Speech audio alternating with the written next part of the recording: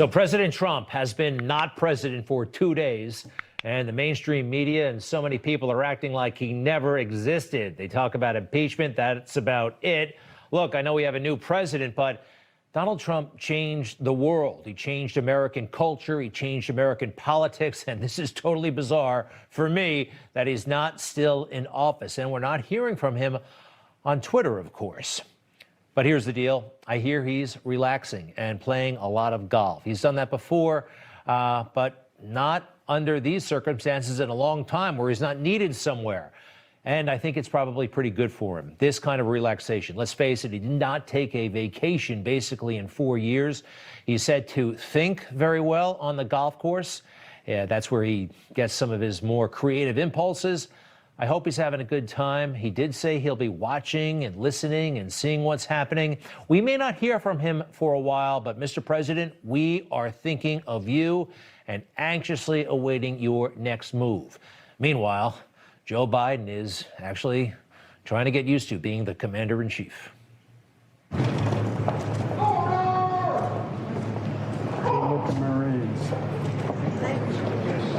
All right, this video went kind of viral there for a couple of reasons. A lot of folks were saying, well, why didn't Joe Biden salute? Here's the deal. The Marines don't salute him. They're holding the door. All right, watch this. And when you're president, guess what? You outrank everybody in the military, of course. You don't initiate a salute to somebody who doesn't outrank you. All right, that's actually pretty standard. Donald Trump got all this down first day in office, crisp salutes. And you'll notice here, the Marine is saluting him, and then he returns the salute. Just a little protocol thing. So Joe Biden didn't do anything wrong, but he did do something kind of weird. Again.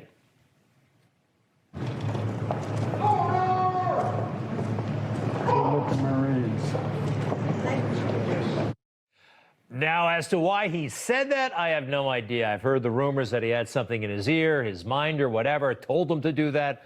I don't know what's going on there. Joe does a lot of things that are off, let's face it.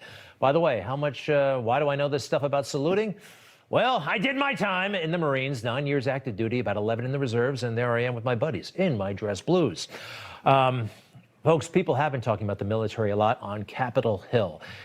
Keep in mind my experience. I have not been as shocked as other people about these pictures. Couple of things here. Number one, I've slept in all kinds of places for the Marine Corps overseas and in worse accommodations than this, actually. But here's the thing that actually really set me off about the troops, Capitol Hill, and how they were employed. And I quite frankly think overall they are being used to drive a political message home. There's Nancy Pelosi with the troops on Capitol Hill, staging them prior to the inauguration, because of what happened on January 6th. We know what happened. It was awful, should not have happened. But having these troops, as conspicuous as they were, and having the security situation almost over the top, quite frankly, they were trying, I believe, to convey a message that Trump supporters were thinking about doing something bad at the inauguration. They really wanted to, I think, exaggerate the threat, make Trump supporters look bad, try to associate all of us with those horrible things that happened on January 6th. And their effort, quite frankly, seemed very coordinated. We have more troops on the mall than we do today in Iraq, Afghanistan, and Syria combined. More troops in Washington than in wars overseas. D.C. is like a war zone right now with more troops than Iraq, Afghanistan, and Syria combined. There are more troops in Washington, D.C. than in Iraq and Afghanistan combined. You think they got a talking points memo on that one? I'm pretty sure they did. Again, to convey the situation so dire that Trump supporters are so crazy, you needed all these troops to stop something bad from happening.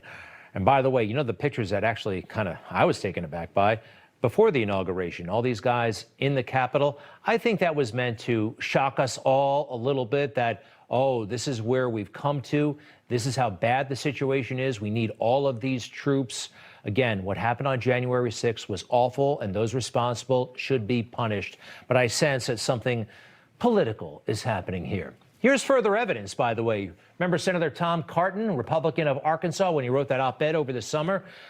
Because of all those crazy protests we were having, he said, send in the troops. One thing above all else will restore order to our streets, an overwhelming show of force to disperse, detain, and ultimately deter lawbreakers. And he was talking about the military. Guess what? Pretty reasonable idea. It's an idea that the Democrats actually made happen on January 20th when it served their purposes. When Tom Cotton came up with this pretty reasonable idea, you may remember, all hell broke loose. The left-leaning media said, how could Tom Cotton have said that? It should not even have been in the newspaper. People were saying that it was racist, that it put black lives in danger. Just an over-the-top reaction, even for just publishing that essay. Then Nancy Pelosi and Chuck Schumer just snapped their fingers, and it happened. Again, military, they're great when they are protecting Democrats. They are a menace when they are protecting Donald Trump or private businesses that don't want to be looted. Here's the thing, folks. As we go forward under this Biden administration, I consider myself part of the opposition. All right, fair enough. You probably are on the same side, but I don't want to call it the resistance. Do you remember that? That was the big thing under Trump. Resist, resist, resist.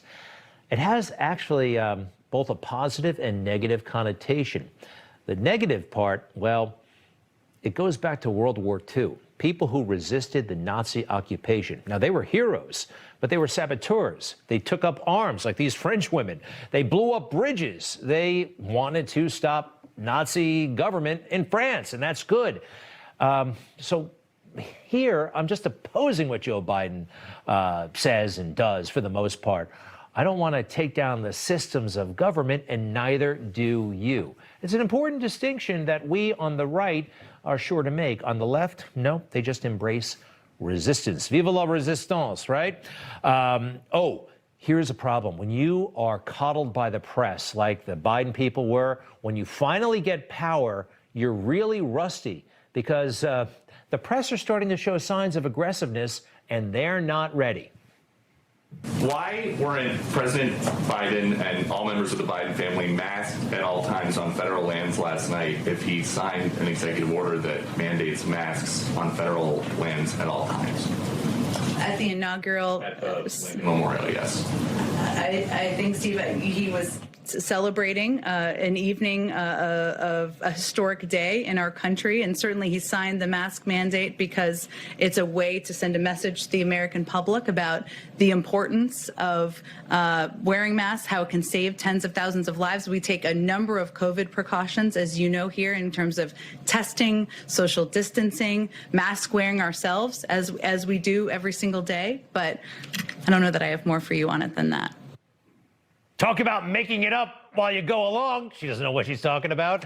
Again, if they had a real campaign and reporters treated them aggressively like they do Republicans, I think she would have been better at handling that. It gets a little bit better, actually. But as Joe Biden often talks about, it is not just important the example of power, but the power of our example. Was that a good example for people who are watching who might not pay attention normally? Well, Steve, I think the power of his example is also the message he sends by signing 25 executive orders, including almost half of them related to COVID, the requirements that we're all under every single day here to ensure we're sending that message to the public. Yesterday was a historic moment in our history. He was inaugurated as president of the United States. He was surrounded by his family. We take a number of precautions, but I think we have bigger issues to worry about at this moment in time. Wait a second. Wearing a mask for the first 100 days of his administration, that was the biggest thing. They kept on pushing that. Now they're blowing it off and saying you don't have to wear a mask when you celebrate. Is that what I heard? And what else did Joe say about example, like the reporter mentioned? And will lead not merely by the example of our power, but by the power of our example. Sounds great, but once again, empty slogans. A little while later, he signed that executive order. Everybody must wear a mask on federal property. And Joe shows up to some famous federal property, the Lincoln Memorial, without a mask. And he's walking, of course, all over the White House without a mask. Again, just a lot of symbolism, just a lot of words, certainly not leading by example. But some of those executive orders, there is some substance there, some thrust, and some of it actually is pretty scary. Andrew Sullivan points this out. There's something called critical theory. Are you familiar with this? Look, everybody believes in equality, right? Everybody, no matter your race, color, creed, whatever, everybody deserves a chance in America, and no one should be discriminated against. But some of these orders that Joe is signing here, it says that if you are part of a group that's been discriminated against in the past, you may need an extra advantage. He writes that for Joe, for President Biden, race and identity are everything, and that America itself is inherently, from top to bottom, a white supremacist country. It means giving the named identity groups a specific advantage in treatment by the federal government over other groups in order to make up for historic injustice and systemic oppression. That we must pay for the sins of others, even if we had nothing to do with slavery or segregation. This is where it gets very, very slippery and potentially very, very ugly, and it certainly isn't unifying. But back to unity for a second. This is simple, and Joe, I believe, still has the power to do it. President Biden, if you were to come out right now and tell Congress to drop the case against President Trump, wow, that would go a long way. President Trump has 75 million admirers, followers, people who voted for him. We like him still.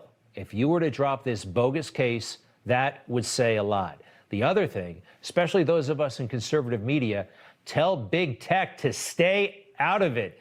Joe, you've got some clout now. You've got some authority. Use it for the right purposes, huh? What do you say?